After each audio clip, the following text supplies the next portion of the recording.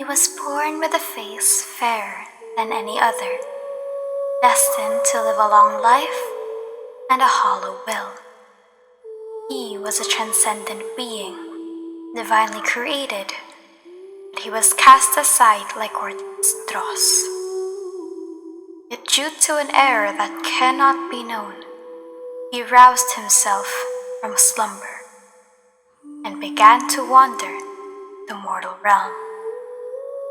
Before the Fatui found him, he had drifted for countless years, and in that time, this is what his experience had taught him. I am a human who surpasses all others. Even the gods dare not meddle in my fate. Neither mortal nor god, nor faith itself, is qualified to be my judge. I am free to choose how I wish to spend the remainder of my days. Since these mask-wearing people are so fun to be around, I think I'll become one of them. End quote. Let's discuss about Scaramouche, the sixth of the 11 Fatui Harbingers, also known as the Flat Earther with a bow cut. I'm actually quite interested in his story, especially since all the way back in 1.3 or 1.4, someone posted an interesting leak that made everyone laugh. But I do want to talk about what information we have right now of Scaramouche and whether he is someone that should be feared first and foremost, or has a very, very big impact on the story of Inazuma. Now, these are predictions. I'm not really someone that likes looking at leaks, especially story leaks, so I want to be thinking about the things that we already have and analyzing them rather than looking at leaks, because I don't want to spoil myself for the actual story. So, what we know at the moment of Scaramouche is that he is a Fatui Harbinger and he is apparently older than Child. Now, a lot of the shorter male characters are actually older than what they appear. Zhao, Albedo, Venti, and Aether are one of the oldest people in the entirety of the story canon, so it's not out of the blue that someone like Scaramouche, who also shares the same body model, is probably several years older than what he lets on. And it's interesting because everyone was joking that this guy is actually an old man, but in reality, those jokes make sense. He is older than Tartaglia because we have it confirmed that Tartaglia is the youngest of the Fatui Harbingers. So, as Scaramouche may not be immortal or any implication of that, but he certainly is older.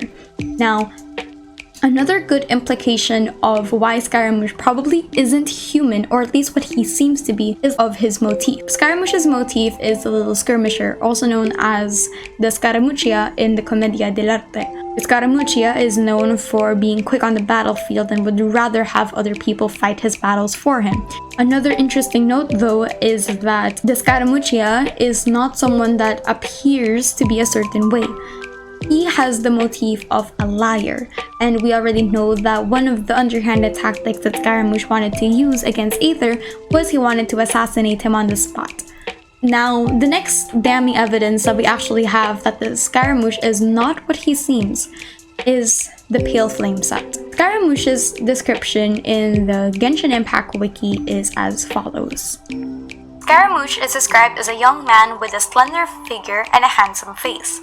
He has a youthful appearance, short in height with indigo hair that covers his ears, as well as indigo eyes with bold red eyeliner. It's also interesting to note that one of the artifacts in the Pale Flame set also mentions of a male figure who looks younger than what he leads on. This is known as the Surpassing Cup. Now, if you don't know about the Pale Flame set, they actually give a lot of information about the Fatui Harbingers, and I think it's a really nice read if you want to look at lore. Upon reading this, we see the following. A lot of people made the pass on the Surpassing Cup, and they were seeing that this is the one that relates Scaramouche most to the Land of Eternity because it only makes sense. So first, let's begin by dissecting the Surpassing Cup. He was born with a face fairer than any other, destined to live a long life and a hollow will.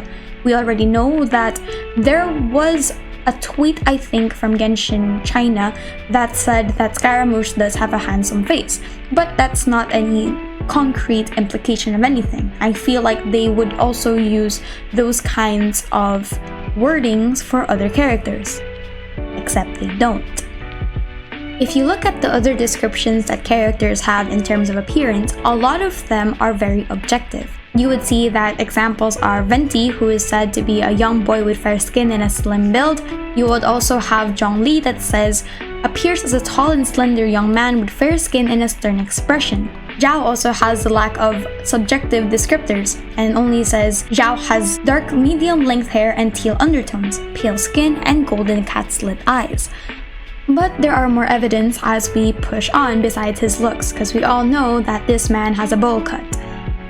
He was a transcendent being, divinely created, but he was cast aside like worthless dross. Yet due to an error that cannot be known, he roused himself from slumber and began to wander the mortal realm. We don't actually know when this being woke up. In the Genshin manga, Venti woke up around 500 years, I think, after the Archon War, or somewhere along those times. He just slept very long, I'm not sure. But time frame aside, the next line is very indicative to our good old bowl-cut bubbling buffoon. I am human who surpasses all others. Even the gods dare not meddle in my fate. Neither mortal nor god nor fate itself is qualified to be my judge. I am free to choose how I wish to spend the remainder of my days. Since these mask-wearing people are so fun to be around, I think I'll be one of them. Now, this being indeed has hubris, and it says there that even the gods dare not meddle in my fate. We know that none of this could probably be completely true, but we do know one thing. This man sees himself above all others. It would make sense, he is an immortal being, but what's interesting is that he also sees the gods as incapable of his judgment. Perhaps this being feels as though those ideals of the 7 archons, either present or previous, are not worthy of his own interests. So it would make sense that he sees himself higher than the gods. Now, why I think Scaramouche would actually be very interesting as a candidate for this is that he himself regards life that isn't himself very low. You see this as how he interacts with his fellow peers in the Fatui. We know that he is someone that seeks power and knowledge, but we also know that he is very quick to speak and criticize other people. We know that he does not take orders from anyone, and perhaps maybe his contract with the Tsaritsa is just because of his own boredom. Maybe he's even stronger than the Tsaritsa, but it's just as the line says in the Surpassing Cup, since these masked people are so fun to be around, I think I'll be one of them. Perhaps the man is bored. I like to believe that he will be the Fatui Harbinger that will definitely take center stage in the upcoming Inazuma. In 1.7, we'll probably see him again. And if we don't, that would be very disappointing, because the Surpassing Cup has definitely set up a wonderful antagonist to the concept of immortality and eternity. This Surpassing Cup says it all. Just because you have lived for an eternity, just because you believe in freedom, just because you believe that contracts are everlasting, does not mean that you are any better than me. And that would be a very, very interesting conflict. A being that has lived for eternity versus eternity itself. And that would give a very great insight to Scaramouche and Baal in general, because both of them would technically be fighting for immortality and eternity and power. And siding with one of them isn't completely right. It's similar to how Child and Zhongli have a very good dynamic. Since it's not so black and white, you cannot really fault either of them for their actions. That's why Tartaglia is a playable character and is considered, perhaps maybe not a friend, a companion by the Traveler, despite being a Fatui Harbinger.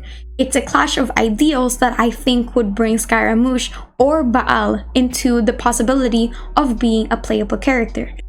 Now, what I'm interested to find out is what is the relationship of Scaramouche and Baal. Now, we know that a Fatui Harbinger that is related to the certain city does not necessarily have to have any form of connection with the Archon that they are getting the gnosis of. We know that La Senora cannot give two craps about either Zhongli or Venti, but we do know that Venti's is a special case because it's a prologue, and Tartaglia did fill in the role of the Fatui Harbinger that was associated with Liyue the most, with Zhongli. Now, it's also possible that Scaramouche will not be the only Fatui Harbinger that we will find, but I believe that Scaramouche will be one of the main players of the Archon quests that involve Inazuma. There is no such thing as eternity, and just because you are eternal does not mean you are perfect. But I think that's all we have covered for the Scaramouche theories. Inazuma is very shortly coming, and I am currently saving my Primo Gems for the Fatui Harbinger. Now, if Baal is going to be the character that we're going to receive and not Scaramouche as playable, then that's also completely fine. I also do not think that they will reconcile just as easily as Tartaglia and Zhongli, which would mean that only one of them might be playable. I know that a lot of characters don't necessarily have to be integrated into the story to become playable, but I do believe that they should at least have a good relationship with the Traveler to be considered. Tartaglia is a very special case of antagonist that just kind of really wants to just chill with the Traveler, honestly. But I don't think that Scaramouche would immediately be playable. A lot of people are saying that it's on November, but I'm also not as optimistic because of story purposes. It's fine, I guess. But other than that, what do you think? I think he's swell, I really love his design, and I really love his personality. I love stone cold figures that look like they're going to kill you with a glare. So, other than that, I wish you all the best of luck. I hope that next time you will see me while I am chilling in Genshin. I also like streaming on Twitch, so if you would like to check that out and discuss with me other kinds of stories, elements, then feel free to be my guest. Drop by and we can have a chat. I'm interested in covering the entirety of the Pale Flame series as well as maybe a character study on Xiao, because the tenacity of the Millelith actually gives him a lot or more backstory, and perhaps his relationship with Aether, Zhongli, and Venti. So, bye bye!